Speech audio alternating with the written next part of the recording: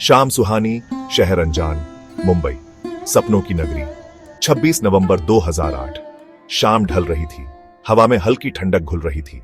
Gateway of India के ऊपर आसमान रंग बदल रहा था। समुद्र किनारे चहल पहल थी, हंसी की आवाजें गूंज रही थीं। ताज होटल अपनी पूरी आभा में जगमगा रहा था। भीतर मेहमान अपनी शाम का आनंद ले रहे थे। किसी के लिए बिजनेस मीटिंग थी तो कोई अपनों के साथ डिनर का लुत्फ उठा रहा था।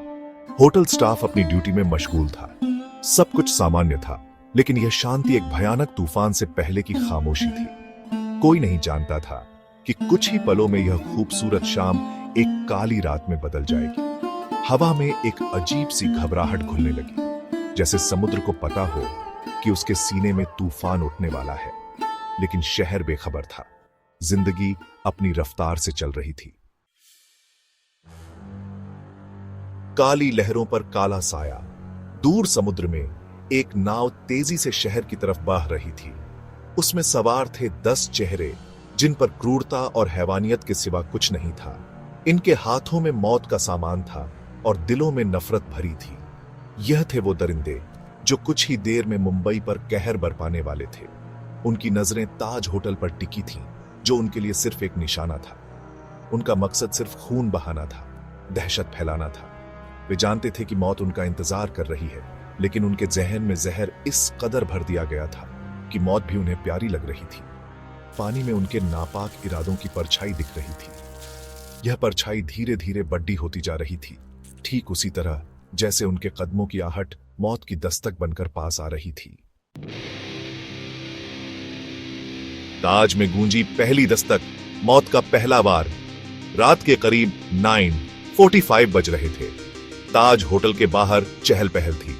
अंदर लोग खा पी रहे थे, बातें कर रहे थे, हंस रहे थे। तभी मुख्य द्वार पर अचानक गोलियों की तड़ाहट गूंज उठी।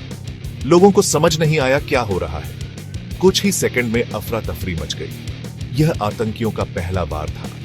वे बेरहमी से गोलियां बरसाते हुए होटल में घुस गए।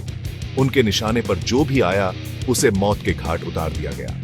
होटल के खूबसूरत फव्वारे और झूमर अब खून से सने हुए थे। मानवता की ढाल। जब फर्ज से बढ़कर जान की कीमत थी, होटल स्टाफ और मेहमानों के लिए यह किसी बुरे सपने से कम नहीं था।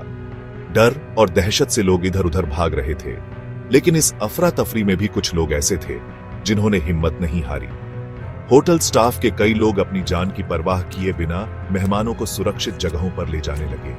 किसी ने मेहमानों को किचन में छुपाया तो किसी ने बेसमेंट में। वेटर, शेफ, बेल बॉय सब अपनी ड्यूटी भूलकर सिर्फ जान बचाने में जुट गए। वे जानते थे कि उनकी जान खतरे में है, लेकिन उनके लिए मेहमान